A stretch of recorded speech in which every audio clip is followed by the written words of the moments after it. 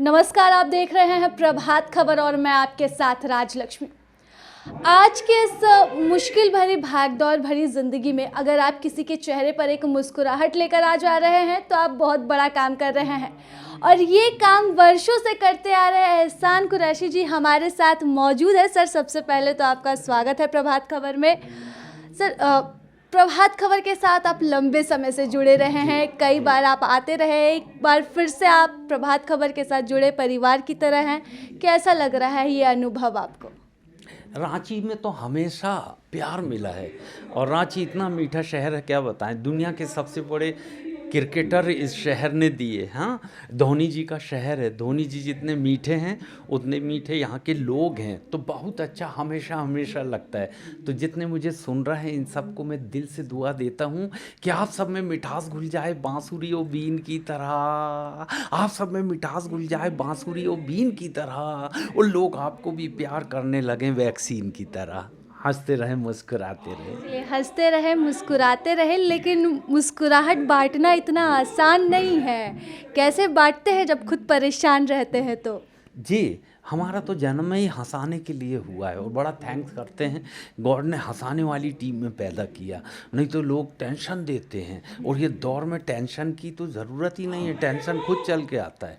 बेरोज़गार हैं तो टेंशन है, रोज़गार मिल जाए तो काम का टेंशन है, ट्रैफिक का टेंशन है। इतने टेंशन है कि सुबह से शाम तक आदमी थक जाता है और उस बीच महत्व बढ़ जाता है हास्य कलाकारों का।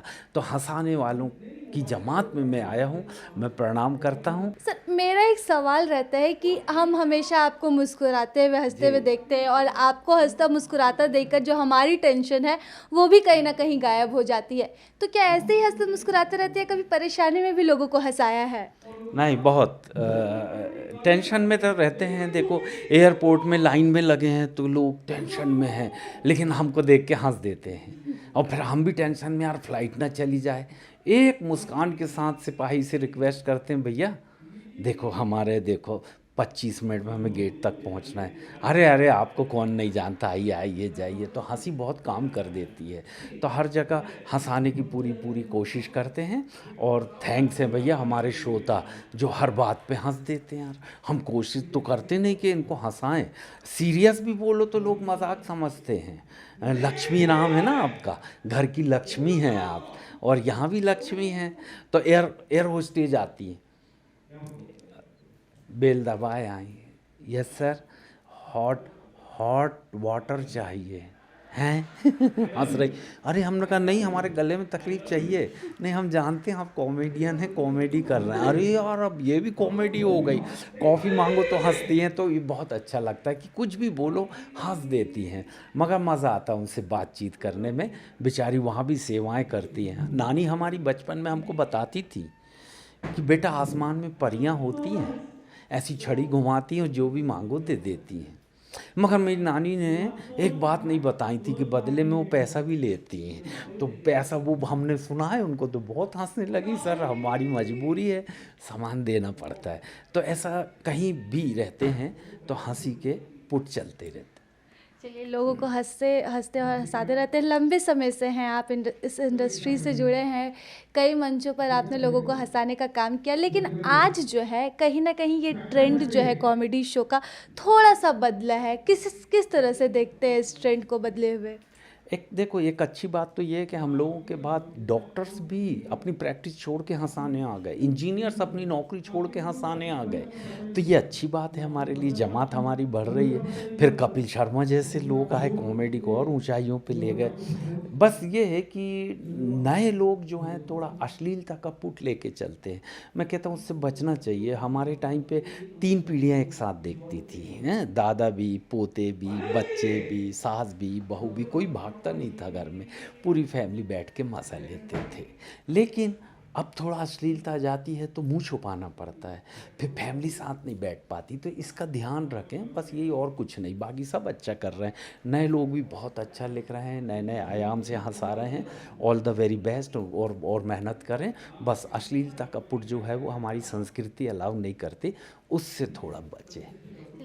जो यूथ आ रही है उनको आपने एक मैसेज तो दे दिया, लेकिन आपको क्या लगता है कॉमेडी का जो स्तर है, आप लोगों के पास कम मंच रहता था, कुछ शोज़ होते थे, अब पूरा प्लेटफॉर्म है, आप कहीं भी किसी भी क्लब में कहीं भी आप हंसा सकते हैं लोगों को, तो ये ट्रेंड कितना अच्छा है लोगों को हंसते हंसाने में? बहुत अच्छा है। देखो आजकल ना थिएटर में जाना बंद कर दिए लोग, मोबाइल पे सब कुछ आ गया है, इनसे टीवी छिन गया, टीवी नहीं देख पा रहे हैं, बड़े बड़े शो पिट जाते हैं।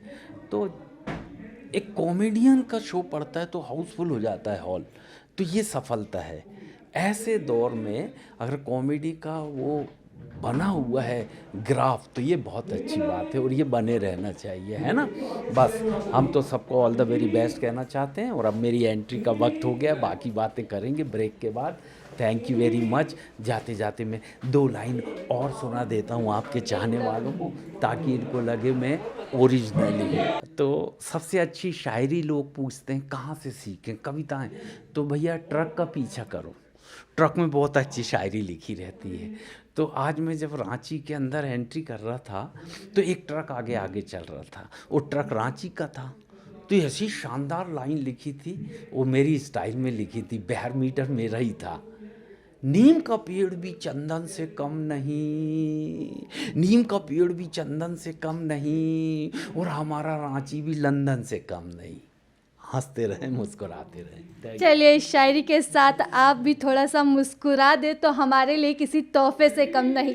फिलहाल इसके साथ प्रभात खबर से मैं राजलक्ष्मी। प्रभातखबर.com, विश्वास वही, रफ्तार नहीं।